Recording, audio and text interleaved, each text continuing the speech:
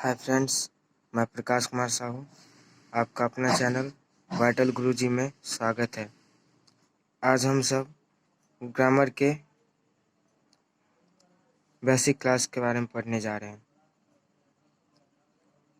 व्याकरण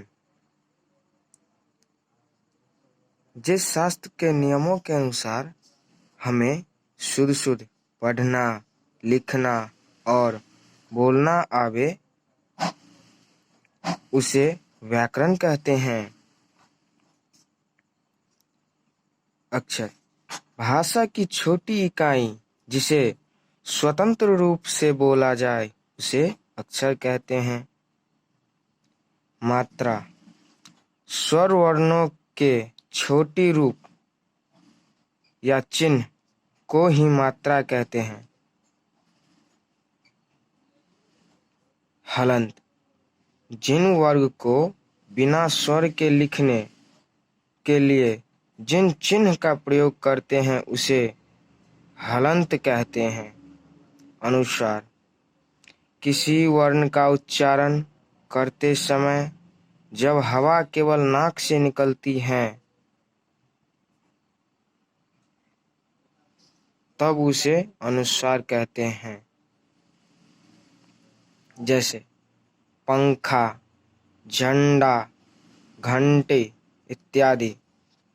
अनुस्वार ये बिंदु का चिन्ह, यह अनुस्वार का चिन्ह है।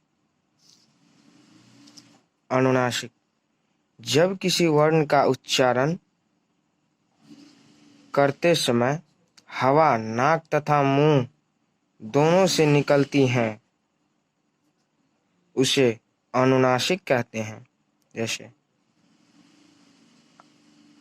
आंगन, ऊंट, उंगली, आंचल इत्यादि। हम इस चिन्ह को अनुनासिक कहते हैं। इसे हम चांद बिंदु भी कहते हैं।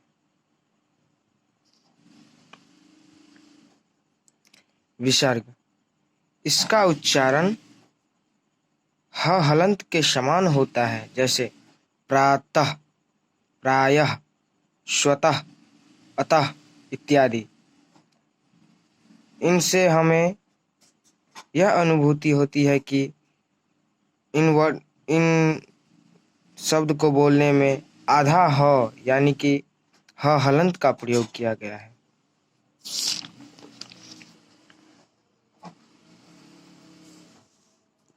स्वर वर्णों के मात्राएं आ की मात्रा ये है। हर्ष ई की मात्रा, दीर्घ ई की मात्रा, हर्ष उ की मात्रा, दीर्घ उ की मात्रा, ए की मात्रा, आई की मात्रा, ओ की मात्रा, औ की मात्रा, अंग की मात्रा, अह की मात्रा। बोली भाषा के क्षत्रिय रूप को बोली कहते हैं।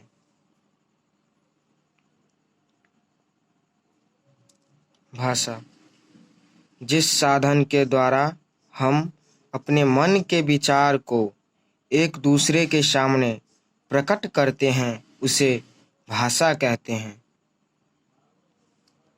भाषा के 3 भेद होते हैं। पहला मौखिक भाषा, दूसरा लिखित भाषा, तीसरा सांकेतिक भाषा।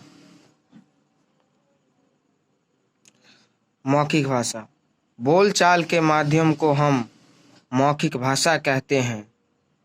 जैसे बातचीत या भाषण। लिखित भाषा लिखकर प्रकट किए गए मन के विचार को हम लिखित भाषा कहते हैं। जैसे पत्र, समाचार पत्र, पुस्तक आदि।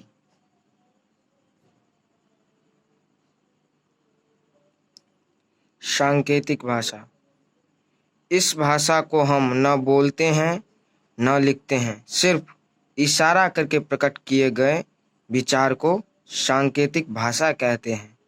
जैसे गूंगा, गूंगा इशारा करके अपने मन के विचार को हमारे सामने प्रकट करते हैं।